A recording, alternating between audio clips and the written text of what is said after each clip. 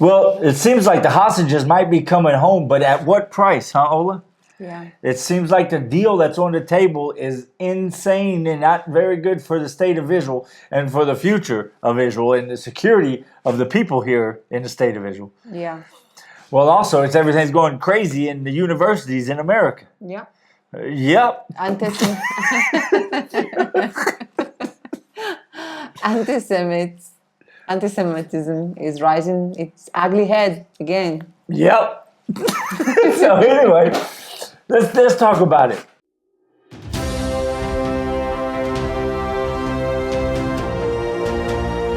TGR News, broadcasting from the State of Israel.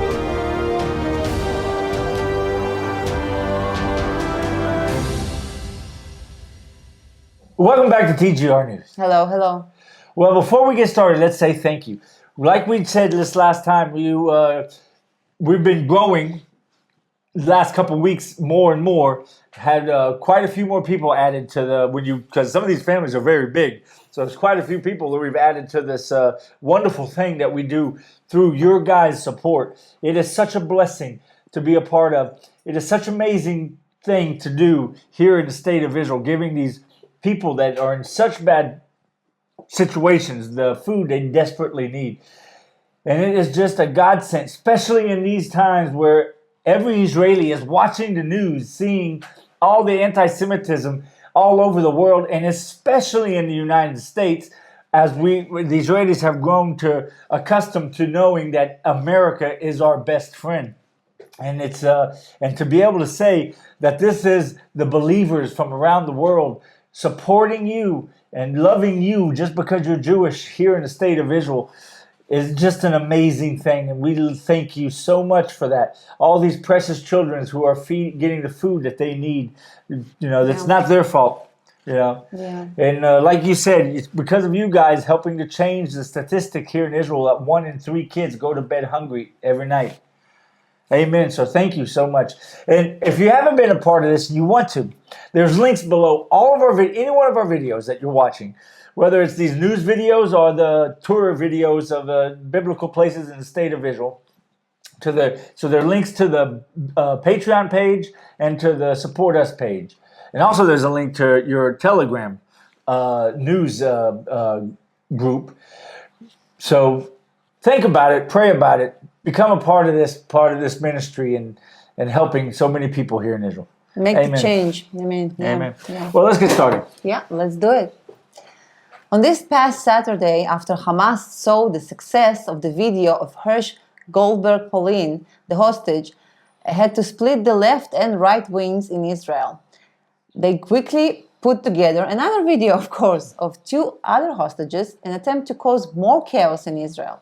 Unfortunately, the left wing seems to be blind to their part in the chaos and fall right into it. Yeah, they do. It's so the true. same. I see all over the world, I see exactly the same with our left wing. Yep. They blind the people who protest for freedom of speech, tolerance to everybody. It's the same people who blindly hate another person, especially in Israel. They hate If they don't Jews, agree with their ideas. and they hate Jewish people in Israel. Yes. Something against the Jewish people. Like just a few months ago, they attacked. Before the war, they attacked the prayers that been held in Yom Kippur. It's something very strange. It's spiritual, I think, too. Yes. It's like very, very hateful people, blind people. You cannot talk reasonably to them. They don't let you speak if somebody will let you talk to them, right? Right. So they're protesting, and they don't see how they're raising the price for the hostages with every protest. Yeah, it's supporting.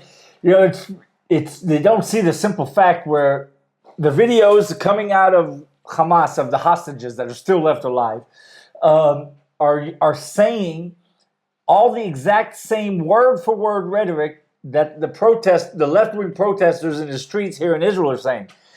That's a very clear picture. It doesn't take a genius to know that any video of a hostage coming out of Hamas, coming out of Gaza, is Hamas approved. You know how they say this message is approved by Hamas, right? So meaning they went over the script and they decided everything that this person was going to say.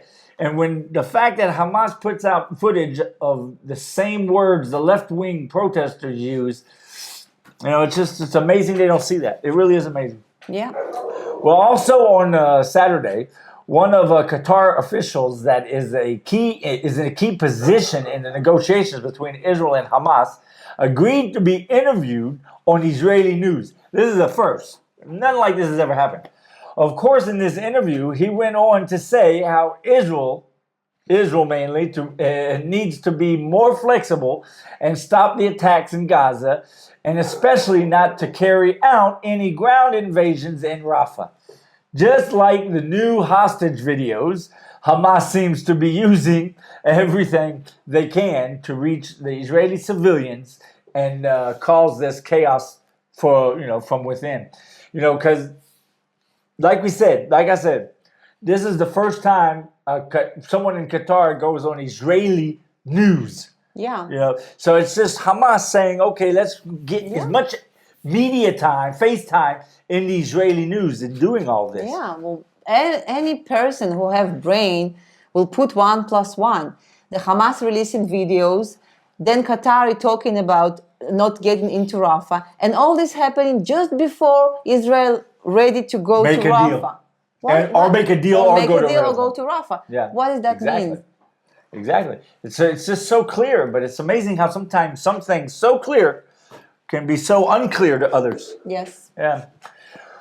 Well, recently Iran launched an attack on Israel, firing hundreds of drones, cruise missiles, and ballistic missiles from Iran and other countries. I was thinking about how everyone made such a huge deal about the relatively small attack while recalling that since the 7th of October, over 12,000 rockets have been fired into Israel, over 9,000 from Gaza, over 3,000 from Lebanon, and 35 from Syria. Yeah. All of these attacks were aimed at the civilians of the state of Israel, and yet the miracle of the Iron Dome has saved untold amount of Israeli souls. Amen. And I bring this up because it seems like everyone was still talking about it, about how big of an ordeal it was. And it is a big ordeal because of it was Iran. Now that I'm not saying that's not, but I'm talking about, the amount of rockets.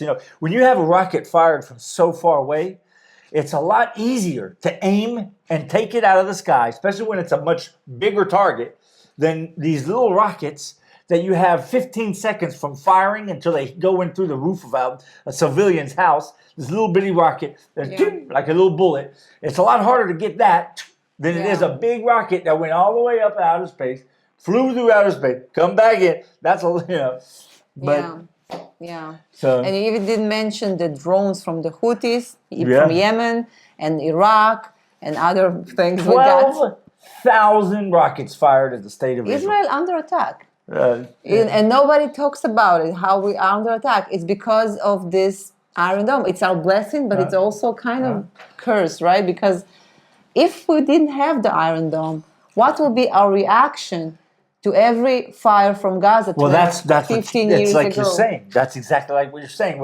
It's our curse and our blessing. Because the fact of the matter is, we would have to answer the rockets in a much stronger way because our civilians would be being killed.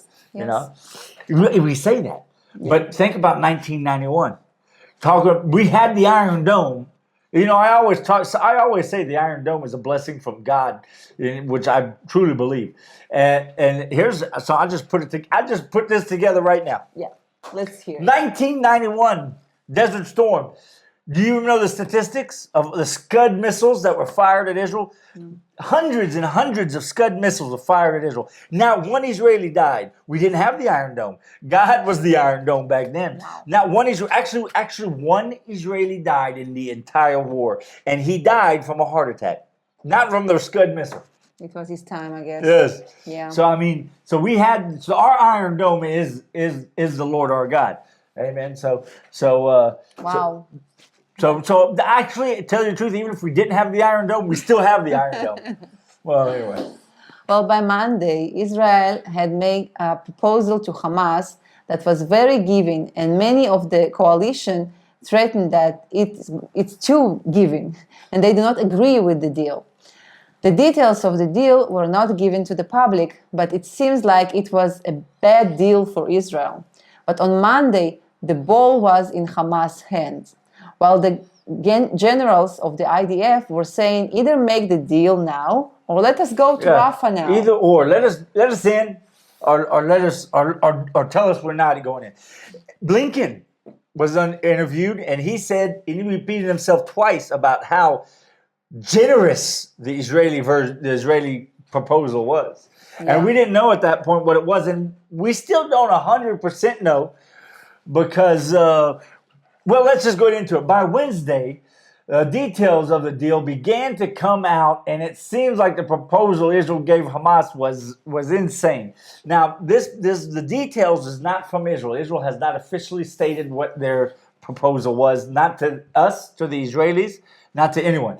So this is through outside, Lebanese media. Yeah, it's a 3-stage deal. Now, listen to this whole thing. I'm going to go through it all. It takes a minute to think about it.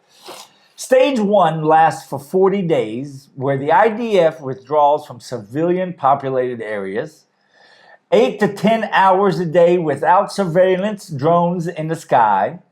All Gaza civilians go back home. After the IDF withdraws from the beach line of Gaza, we had that sort of like a big main highway they had made to be able to travel north. Then pull out of the northern part of Gaza, where the access points are to go into and out of Gaza. We're talking about those two things right there. Is talking about restricting the ability of the IDF to move around in Gaza. In addition, 500 more humanitarian aid trucks into Gaza every day. Not 500 more than what we're already doing now. 50 of them will be fuel. Then heavy equipment will be allowed to start clearing the rubble and hospitals back to working conditions, which basically means turn them back into Hamas terrorist bases, because that's what they were. Israel, and then for all that, Israel will also release 20 prisoners for every hostage, 20 of terrorist prisoners for every one hostage. After we've done all that, we still have to give 20 prisoners for every one hostage that Hamas releases. The Hamas says they'll release up to 33 hostages during this stage. This is all stage 1 out of 3 stages. 33 hostages, in which will be the women, children, elderly, and sick and injured. If Israel wants IDF soldiers as well, then we have to release prisoners with blood on their hands, meaning terrorists who have actually killed people, the real heavy-duty terrorists, and do 20 of them for each one IDF soldier. Yeah. Okay, that's all that was stage 1. That's what we all give for them, right? Yeah.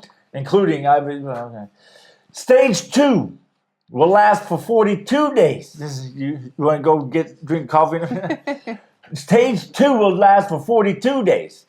Hamas wants a complete ceasefire, which sounds like the first stage was sort of like a complete ceasefire, but a complete ceasefire and preparations for rebuilding the Gaza Strip. Meaning bringing in heavy equipment and stuff like that, right? And we continue to release live hostages for terrorists. For 20 terrorists. For each. Yeah. Stage 3 will last for 42 days with an extension. We'll talk about a long extension. Hamas will give us, at this point, apparently Hamas will say we don't have any more live hostages. Because at this stage, they'll give dead bodies of the remaining hostages in return for the bodies of dead terrorists that had died in prison and so forth, that we keep their bodies. And on top of that, a 5-year plan to rebuild Gaza. That's a 3-stage deal that Israel seems to have already agreed to and sent a proposal to Hamas. Through Egypt. Let's talk about it. You remember? You want me to start from the beginning? Yeah, I remember that because I feel like defeated. I don't know how to explain the feeling. The feeling is first of all, the only thing that Hamas changed from the beginning, from the last time they released any hostage until now, is that they don't demand total withdrawal from the beginning for the whole army, for the Yeah. whole IDF, right? Right. They do it in stages. But they have the same... It's still the same outcome. They never changed. The only player here who moves and struggles, and it's us. It's Israel. And all under pressure of Biden administration and the rest of the world, Yeah, right? yeah. Yeah, So but it's just so true because it's we're the not- only ones who are moving. They stand strong Yeah, from day there's no one. With their, negotiation. they don't care how many die in Gaza. We negotiate with ourselves. That's all we do. They say nay. We say okay. We'll do Well, something. they just like, don't care nay. about life. They don't care about life. If they cared about life, then they would be struggling to get a deal done too. Because you're right. You're 100% right. Israel's the only one struggling to get a deal done. Yeah. It's because of that. In this deal, by the way, they mention also the Egyptian and Israel agreed apparently that we won't hunt the person who will release. First of all, the terrorists that we release, we cannot catch them again for the same reason. If they do new crime, then we can, but we cannot recapture them. Yeah. And the leaders of Hamas, we cannot kill them. We cannot, if we decide to, to release them or to, we cannot. And they need some, approval from the United States for this. Like we sign paper that we won't chase them or kill them or stuff like this. I wonder what the families of the hostages think about all the releasing of the terrorists. Gilad Shalit. I don't know if I'm sure you guys know about the story of Gilad Shalit. He was a IDF soldier who was captured many years, and then finally they made a deal where they gave a bunch of terrorists for him to get him back. 1,000. Yeah, 1,000 terrorists to get him back. One of these terrorists that they let go was Yahya Sinwar, which we know is the head of Hamas in Gaza, the guy who planned this whole thing and had all this death and destruction and horrible things that happened to the Jewish people around, was all because Yahya Sinwar was out of prison and he planned this whole thing.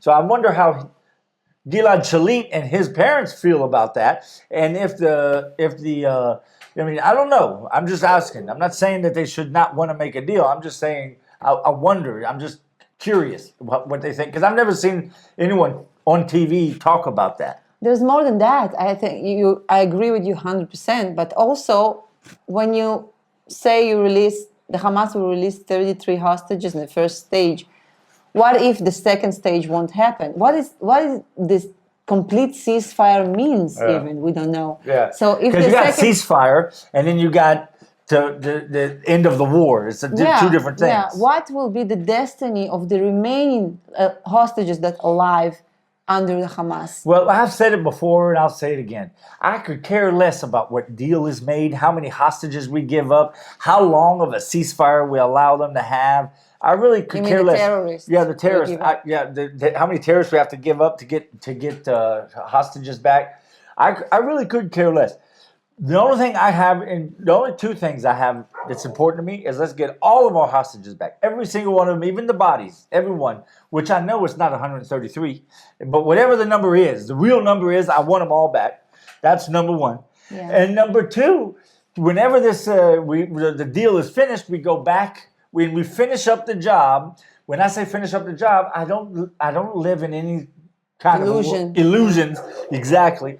Like we're going to beat Hamas and now Gaza is going to be a good friend in the future to Israel. No, we're not going to beat the ideas of Hamas out of the Gaza. You're not going to stop the hatred of the Jewish. We can't even stop the hatred of the Jewish people inside the United States and the universities and everything. How are we going to stop it in Gaza, right?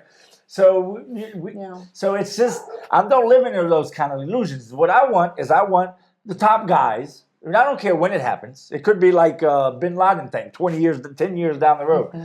But I want the top guys. I want them done. I want to take them out, and I want to know that we have at least explored all the terrain, and the military had control over the entire places of Gaza to know like what's the tunnels like.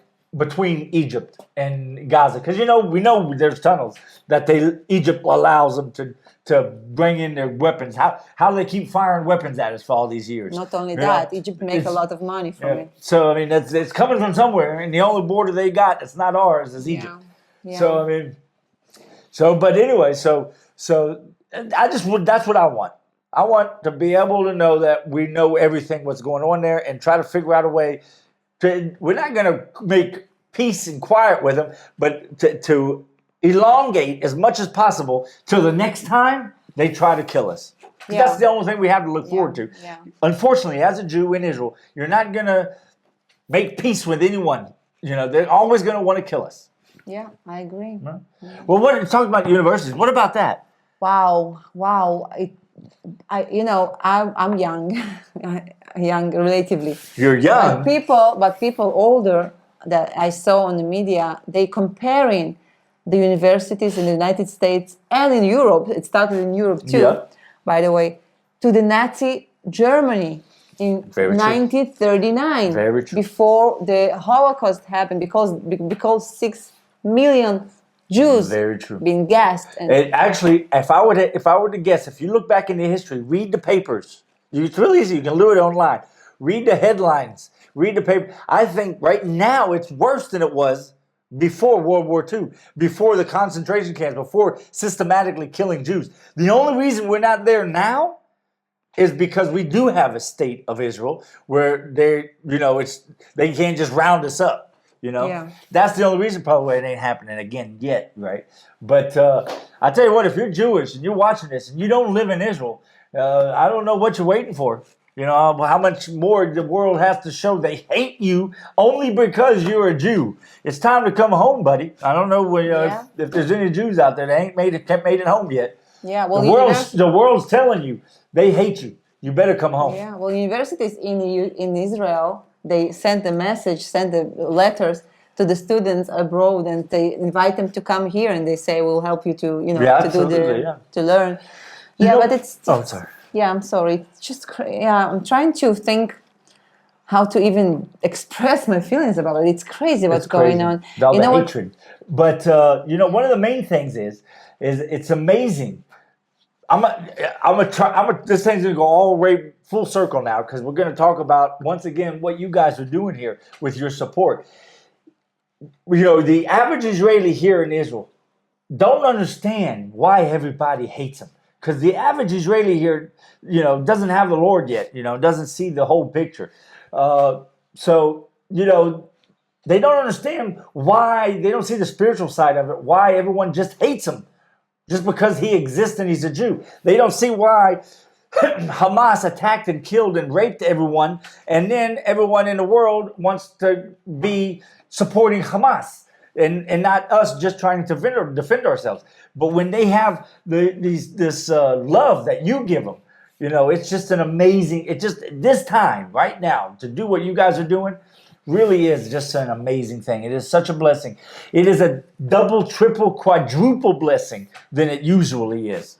Yeah, it's amazing. Not only, we have also another reason, but this is a very important reason. Right now, anti-Semitism is on the rise. Everything is going crazy. But also in Israel, the prices, as we're talking, almost double the prices of basic food supplies.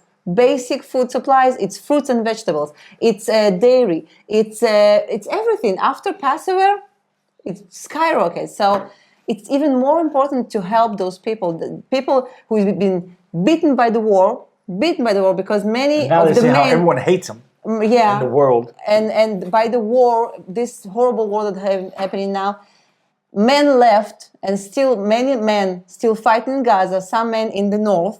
So the women have to provide, and it was hard even before. Now it's even harder, and the price is going up. So that's crazy. But it's so much.